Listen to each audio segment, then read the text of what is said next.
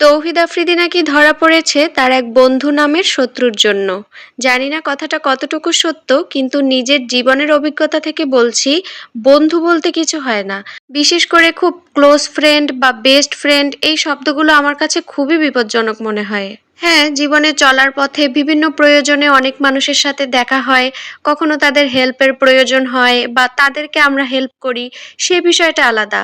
কিন্তু আমার খুব কাছের বন্ধু, যার কাছে আমার সবকিছু শেয়ার করতে হবে, আমার সব দুর্বলতা সে জানবে, এটা কিন্তু আপনার জন্য ভবিষ্যতে বিপদ ছাড়া আর কিছুই বয়ে আনবে না। আমার কাছে মনে হয় আমার দুর্বলতাগুলো আমি ছাড়া এই পৃথিবীর আর কেউই জানবে না, কারণ সুযোগ পেলে সবাই তার আসল রূপটা কিন্তু দেখিয়ে দিবে। বিশ্বাস করেন ভাই, এই দুনিয়াতে কেউ কারোর ভালো চায় না। সবাই হয়তো সামনাসামনি আপনাকে অনেক ভালো বলবে, আপনার অনেক প্রশংসা করবে, বলবে আলহামদুলিল্লাহ, মাশাআল্লাহ, কত সুন্দর হয়েছে, কত ভালো হয়েছে, কিন্তু তারাই পিছনে গেলে তাদের রূপটা একদম অন্যরকম হয়ে যায়।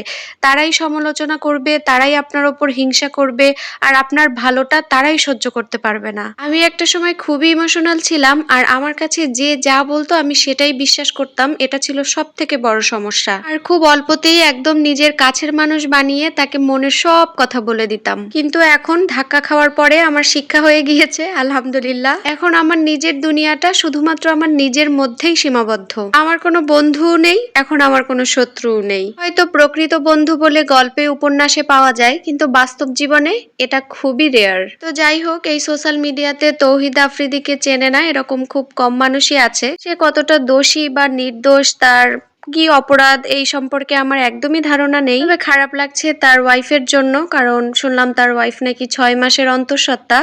তো এরকম সময়ে একজন স্বামীর যদি এই অবস্থা হয়, সে মহিলার কি একটা অবস্থা সে মহিলাটাই ভালো জানেন। আল্লাহ তার সহায় হোক, এইটুকুই চাইবো। তবে বাংলাদেশে বর্তমানে যা পরিস্থিতি, এতে কিন্তু আমরা একটা জিনিস খুব সুন্দর মতো শিখে গিয়েছি, সেটা হচ্ছে ক্ষমতা। এটা আপনার চিরজীবন থাকবে না। আর ক্ষমতা যখন থাকে, তখন যদি তার অপব্যবহার আপনি করেন, তার রূপ মানে তার ফলাফল যে কতটা ভয়ঙ্কর, সেটাও কিন্তু আমরা খুব ভালোভাবেই বুঝতে পারছি। সবাই আসলে ভালো থাকুক, সুস্থ থাকুক, বিপদমুক্ত থাকুক, এইটুকুই চাওয়া। আসলে আমাদের এখন সময়টাই খারাপ যাচ্ছে, সব দিক থেকেই খারাপ। এইসব তৌহিদি আফ্রিদি এটা সেটা এগুলো কোনো ঝামেলাই না। এরা যে যে এটা করেছে তার কর্মফল ভোগ করতে হবে, এটাই স্বাভাবিক। তবে সবকিছু মিলিয়ে যেন বাংলাদেশের পরিস্থিতি সবসময় একটু এলোমেলো থাকছে, কোনো কিছু গোছানো না। তারপরে একটা অরাজকতা, কিছুদিন আগেই যে একটা দুর্ঘটনা হয়ে গেল, সবকিছু মিলিয়ে না সবসময় কেমন একটা আতঙ্কে থাকতে হয়, এই বুঝি এটা হলো, এই বুঝি ওটা হলো। তো যাই হোক, আল্লাহ আমাদের সহায় হন, এটা ছাড়া তো আমাদের হাতে আর কিছুই নেই। সবাই ভালো থাকুক, সুস্থ থাকুক, নিরাপদে থাকুক, এইটাই চাই।